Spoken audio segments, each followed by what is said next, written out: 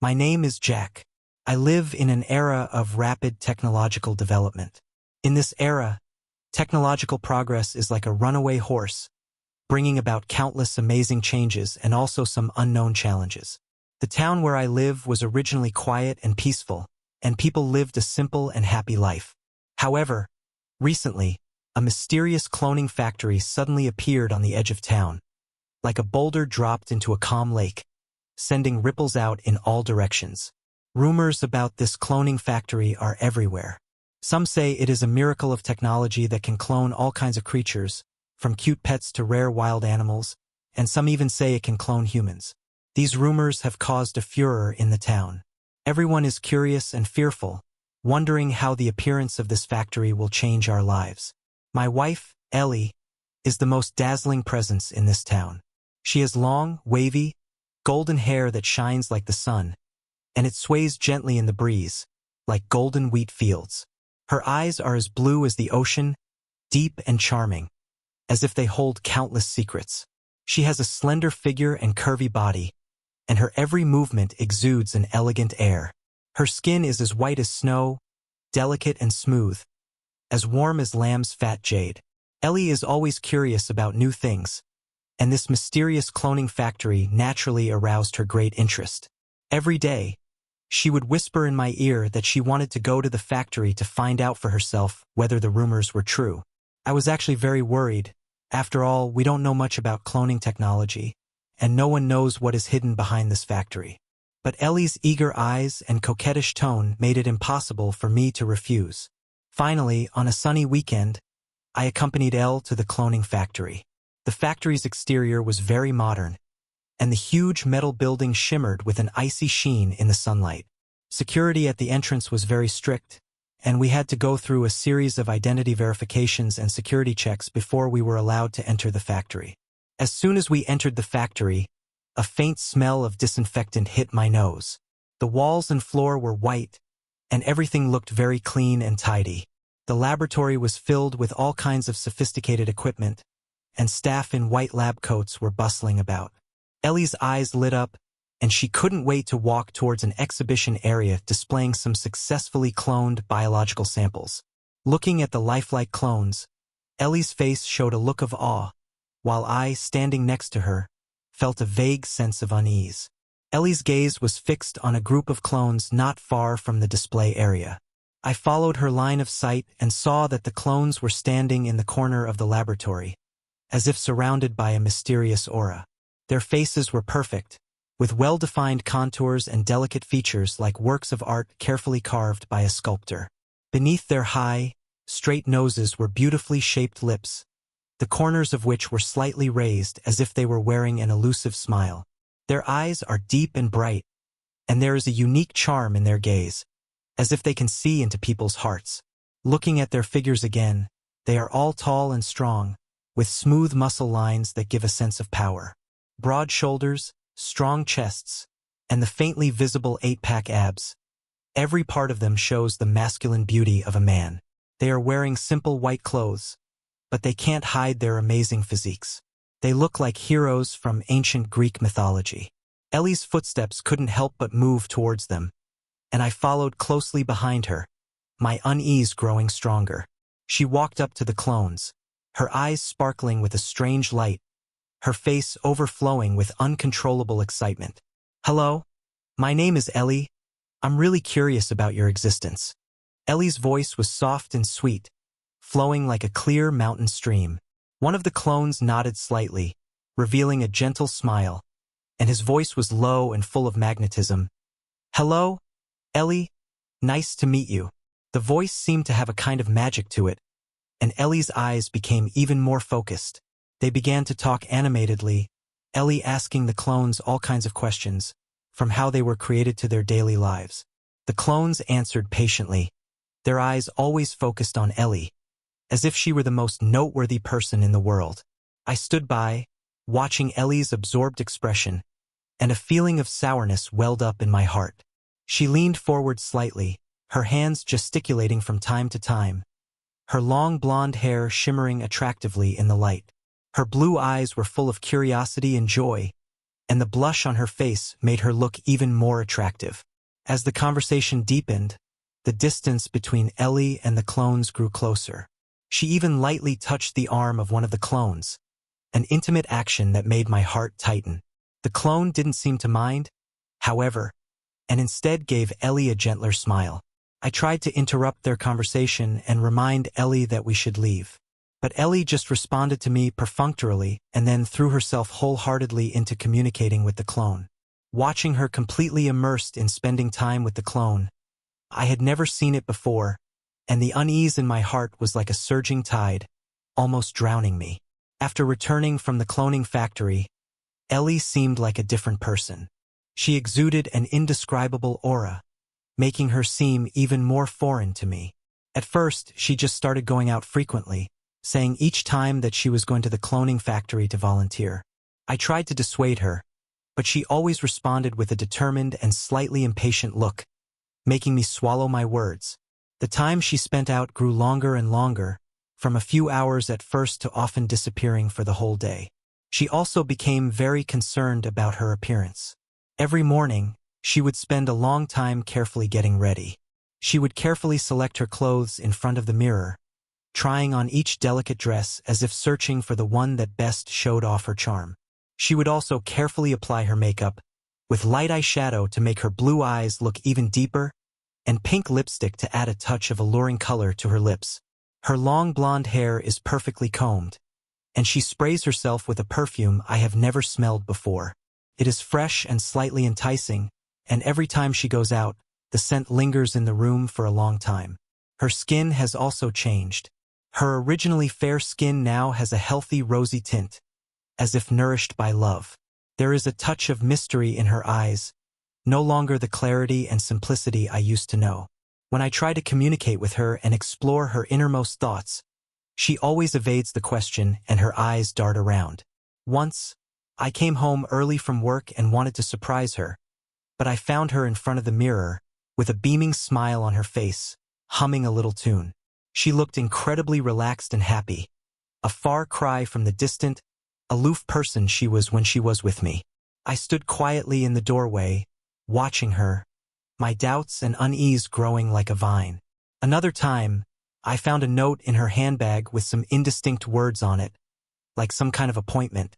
I went to ask her about it, but her face instantly turned pale, and a flash of panic crossed her eyes.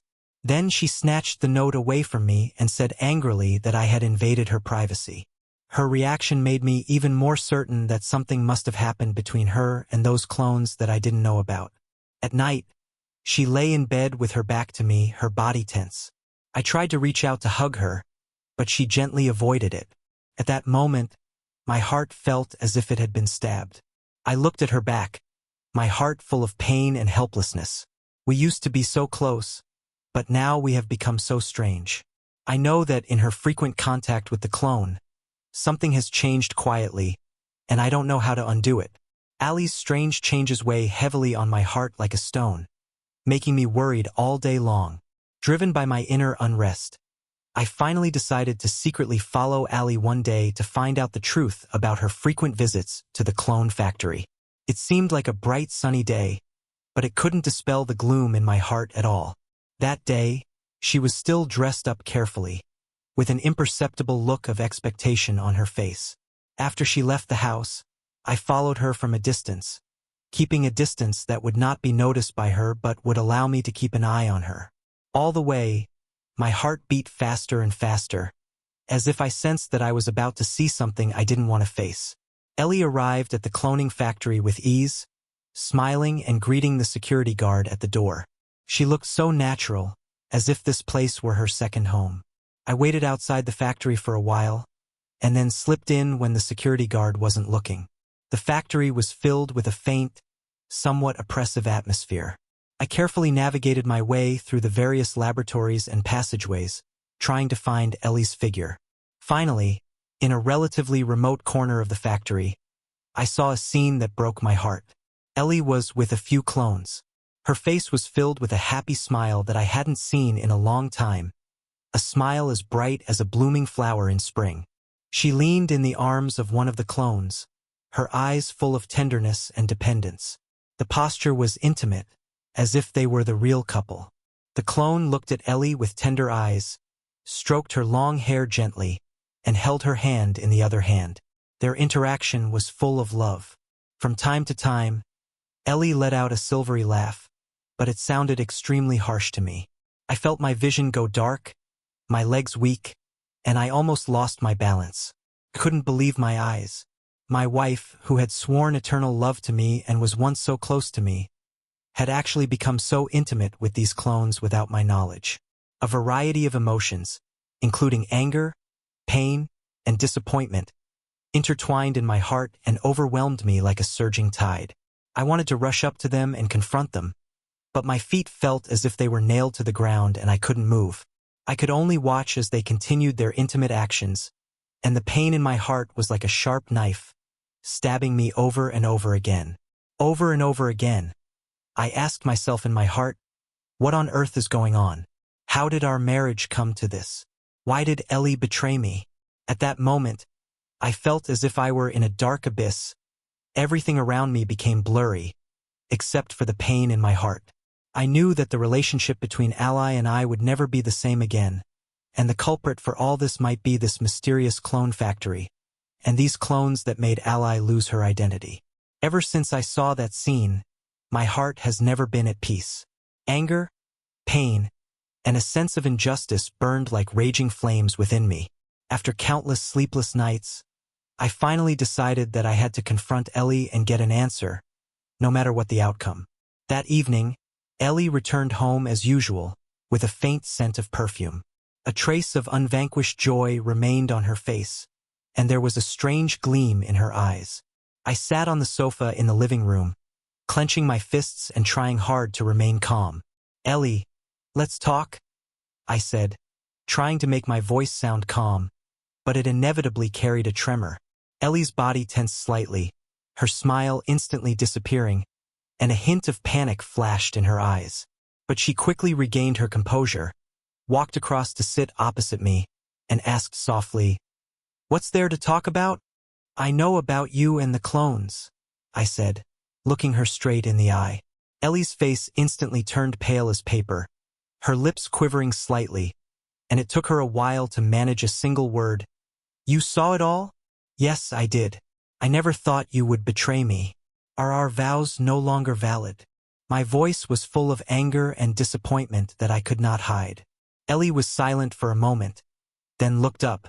There was not a trace of guilt in her eyes, but rather a hint of determination. "Jack, you don't understand. They gave me something you never could. With them, I truly feel loved, understood, and cared for." "I don't understand? I have sacrificed so much for this family. Isn't that enough to show you that I love you? Those clones are just soulless replicas. How can you love them?" I was shaking with anger, my voice rising an octave. "They are not soulless replicas. They have thoughts and feelings. They understand me better than you do." Ellie was also getting excited, arguing back at the top of her voice. We argued fiercely, our voices echoing around the empty room. I accused her of betrayal, but she defended her actions, neither of us willing to give in. I tried to make her understand how precious our marriage was, but she was determined to defend the clones, as if I were the one destroying their relationship. "Ellie, don't forget, we're husband and wife, and we have a duty to be faithful to each other," I shouted, my voice hoarse. "Loyalty? Do you really know me? All these years, have you ever given me the life I really want?" Tears welled up in Ellie's eyes. With them, I feel like I'm really alive. Hearing her words, my heart felt like it had been stabbed. I looked at the once familiar woman in front of me, but I felt like she had become so strange. Our relationship had completely broken down during this heated argument, and it seemed that I had also lost the person I loved most in this argument. After that heated argument with Elena, my life fell into endless darkness and pain. I was in a daze all day, and the images of her intimacy with the clone and her cold but determined gaze kept flashing through my mind. I tried to accept this cruel reality, but the pain inside me was ever present and could not be dispelled. Just as I was drowning in my pain, there was suddenly shocking news in the town about the cloning factory. Those clones that seemed docile at first seemed to have gained self-awareness and began to rebel against human control. There were sounds of chaos coming from the factory, alarms going off one after the other, and the whole town was gripped in panic. Hearing this news, my heart tightened. Although I was furious at Ellie for her betrayal, my love for her did not fade. The thought that she might be in danger filled my heart with worry. I knew that no matter what had happened between us, I could not stand by and watch her get hurt. I ignored the dissuasion of those around me and resolutely headed towards the cloning factory. Along the way, dangerous scenarios of Ellie's possible encounters kept popping up in my mind, and my footsteps couldn't help but quicken. When I arrived at the factory, the scene in front of me shocked me. The factory was in a mess, with the experimental equipment destroyed and the clones in a fierce conflict with the human staff. I searched hard for Ellie's figure in the chaotic crowd. Every time I saw a back similar to hers, my heart would throb. Ellie! Ellie! I shouted her name loudly, but my voice was drowned out by the noisy environment. I pushed past the crowd in front of me and walked towards the inside of the factory, regardless of the danger. Finally, in a destroyed laboratory, I saw a group of clones gathered together. My heart instantly rose to my throat. Could Ellie be among them? I cautiously approached, trying to see what was going on inside. Just then, one of the clones suddenly turned his head, and I subconsciously stopped in my tracks. "Who are you? What are you doing here?" The clone looked at me with cold eyes and a tone full of vigilance. "I'm looking for my wife, Ellie. Is she here?" I tried to keep my voice calm, but my trembling tone betrayed my inner tension. The clone didn't answer my question, but looked up and down at me. Just when I felt desperate, I suddenly heard a familiar voice. "Jack?" The voice was weak and trembling, but it was like heavenly music that instantly gave me direction. I looked in the direction of the sound and saw Ellie huddled in the corner, her eyes full of fear and helplessness. "Ellie!" I rushed over to her, desperate to protect her. Looking at her pale face and terrified eyes, I felt a sense of guilt and pain. No matter how many conflicts we had, at that moment, I just wanted to protect her and get her out of this dangerous place. However, the surrounding clones did not intend to let us go easily, and a new crisis was quietly approaching. I held Ellie close behind me, keeping a wary eye on the group of clones around us. They looked very different from the first time I saw them at the factory. The once gentle-looking faces were now distorted by defiance, their eyes full of ferocity and determination, as if they were enraged beasts. "What do you want? Let us out!" I shouted, my voice echoing through the dilapidated laboratory, but it seemed a little weak and powerless. The clones did not respond, but slowly closed in on us. Their steps were heavy and uniform, and each one felt like it was stepping on my heart. I could feel Ellie's body trembling slightly behind me.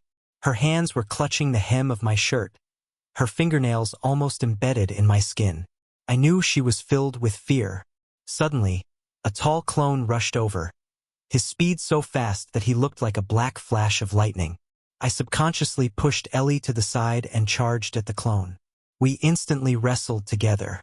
He was incredibly strong, and I felt his grip on my arm tighten as if it would be broken the next second. I did my best to break free and swung a punch at his face, but he just shook it off and quickly recovered, launching an even more violent attack. In the midst of fighting him, I glanced over and saw that the other clones were beginning to approach Ellie, and my heart sank. "Ellie, run!" I shouted, while struggling to fend off the clone in front of me. But Ellie did not obey my order. She just stood there in horror, her eyes full of helplessness.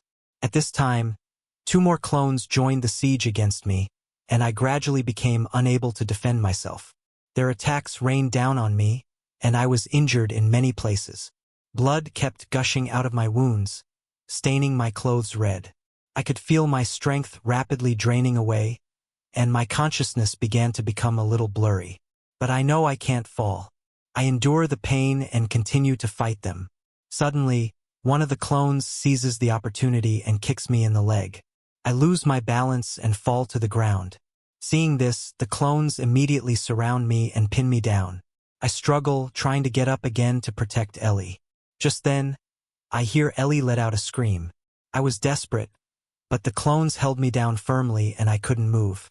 The laboratory was filled with tension and danger.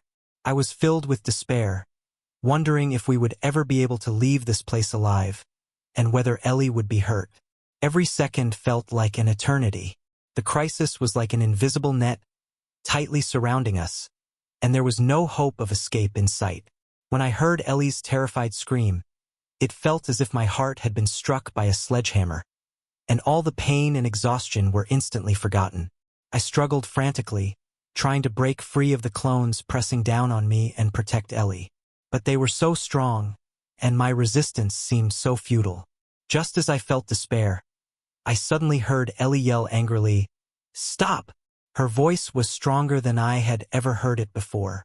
I looked up with difficulty and saw that Ellie, with courage she didn't know she had, suddenly charged at a clone that was about to do something to her and pushed him away with all her strength. The clone was obviously enraged by Ellie's actions. He turned around, his eyes red and glaring at Ellie menacingly, and let out a low growl like a beast about to pounce. Ellie's body trembled slightly, but instead of backing down, she looked the clone in the eye and said loudly, "You can't do this. Weren't we once friends?" The clones seemed momentarily stunned by her words, and their movements paused for a moment. Taking advantage of this gap, I suddenly exerted my strength and used my knee to push hard at the clone pressing on top of me. He let out a cry of pain, his body loosened, and I took the opportunity to break free from his restraints and quickly stood up.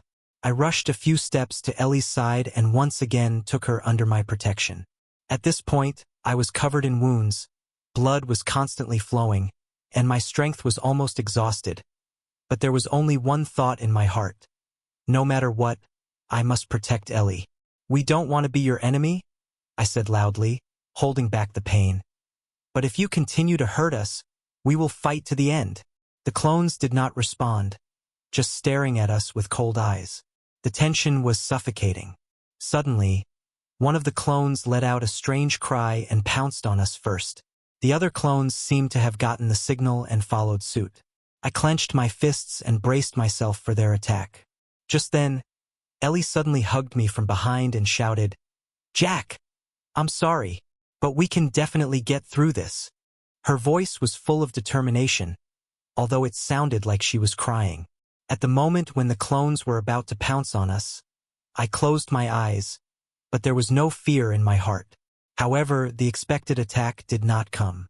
I slowly opened my eyes and was surprised to find that the clones stopped a few steps away from us, and there seemed to be a flash of hesitation in their eyes. Maybe they still have a shred of reason, I thought to myself, taking the opportunity to take Ellie's hand and carefully backing away. And the clones just looked at us silently, without coming any closer. We retreated step by step towards the door of the laboratory, each step incredibly difficult.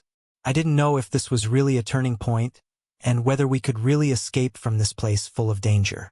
We retreated cautiously towards the door of the laboratory, each step like walking on thin ice. I held Ellie's hand tightly, and could feel her hand was full of sweat, and her body was trembling slightly. As for myself, the wound on my body was still oozing blood, and every step I took caused the wound to pull, sending waves of sharp pain through my body. But at the moment I simply had no time to care. The laboratory was eerily quiet, only the sound of our light footsteps echoing in the empty space. The clones stood still, their gazes fixed on us. Their eyes were filled with an elusive expression, as if they were examining us, as if they were hesitating. Finally, we retreated to the door of the laboratory. I gently pushed open the heavy door, which made a harsh creaking sound that stood out in the silence. I was startled, and subconsciously I squeezed Ellie's hand, turning to look at the clones, afraid that they might suddenly catch up. Fortunately, the clones didn't make any moves and continued to stand there quietly. I let out a sigh of relief, pulled Ellie quickly out of the lab, and then started sprinting towards the factory exit. The corridor was filled with a pungent smell, probably from the destroyed experimental equipment, and the lights around us were flickering, creating a strange atmosphere. We ran all the way, only hearing the sound of our own rapid breathing and footsteps. Suddenly, a loud noise came from ahead, as if more clones were gathering. I tightened my grip and immediately stopped, looking around to try to find another way out. "What should we do, Jack?" Ellie's voice was full of fear and helplessness. "Don't panic, we'll definitely find a way out," I reassured her, while quickly scanning the surroundings. Finally, I found an inconspicuous little door that seemed to lead to another passage. I pulled Ellie towards the door and opened it. Inside was a narrow, dark passage. Without hesitation, we squeezed through it. The passage was filled with a musty smell, and water dripped from the walls, making a drip, drip sound. We hurried along the corridor for an unknown length of time, until we finally saw a faint glimmer of light ahead. "That must be the exit," I said excitedly, taking Ellie's hand and quickening our pace. When we finally emerged from the corridor and saw the sunlight outside, our joy was beyond words. However, before we could let out a sigh of relief, we heard a rush of footsteps behind us, and it seemed that the clones had caught up. "Run!" I shouted, pulling Ellie as hard as I could in the distance. The clones behind us were relentless, their speed extremely fast, and they quickly closed in on us. Just as we felt despair, we suddenly heard the sound of sirens. It turned out that the people in the town had learned about the cloning factory and came to the rescue. The clones seemed to hesitate when they saw the police and rescue team, and finally stopped. "We are finally safe." Ellie and I looked at each other, our eyes full of joy and tears from our narrow escape. We have successfully escaped from the dangerous clone factory, but the road ahead is still long. Where should we go? We successfully escaped the cloning factory and were rushed to the hospital with the help of the townspeople. Lying in the hospital bed, I looked at the ceiling and my thoughts were in a whirl. The wounds on my body no longer hurt as much due to the medication, but the wounds in my heart were difficult to heal. Ellie was in the next room, and since we had been admitted to the hospital, we had not had a chance to talk properly. A few days later, my injuries gradually improved and I was finally able to walk. I went to Ally's room. She looked very haggard, her eyes full of fatigue and guilt. When she saw me come in, a flash of surprise crossed her face before she lowered her head. "Jack, Ally stammered, as if she didn't know where to start. I sat down beside her bed and said softly, "Ellie, let bygones be bygones. We've both been through a lot, and the most important thing now is to start again." Ellie looked up, her eyes brimming with tears. "I'm sorry, Jack. It was my fault that got you into danger and hurt you. I really don't know what came over me." I took her hand and comforted her. "I know, everything about the clone factory was so attractive, and maybe I ignored your feelings, which made you lose your way. But we have survived, and that is the greatest blessing." After hearing my words, Ellie's tears welled up in her eyes, and she hugged me tightly. "Jack, I promise, I will love you well in the future and never do anything stupid again." After being discharged from the hospital, we decided to leave the town full of painful memories. We sold the house, packed our bags, and set off on a new journey. We came to a quiet seaside town, where the air was fresh, the sun was warm, and the waves gently lapped the beach. We rented a small house, which was not big but cozy and comfortable. Every morning, we would go for a walk on the beach together, watching the sun rise from the sea and feeling the hope of a new day. Ellie became more gentle and considerate. She would prepare breakfast for me with care and spend leisure time with me. I also learned to cherish every moment with her, and no longer let the pressure of work and life occupy us.